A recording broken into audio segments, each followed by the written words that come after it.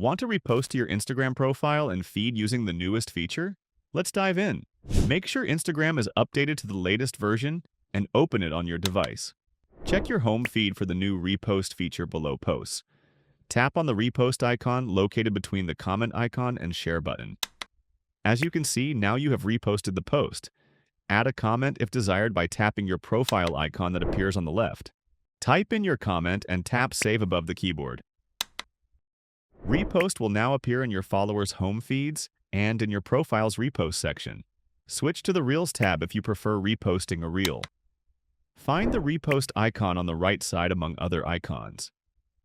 Tap it to repost a reel. Optionally add a comment again. Visit your profile by tapping on your profile icon in the bottom right. Notice the new Repost tab. View all your shared reposts by tapping the reposting icon. Change your mind? Tap and hold the thumbnail you wish to remove and tap Delete Repost. Subscribe for more useful tips.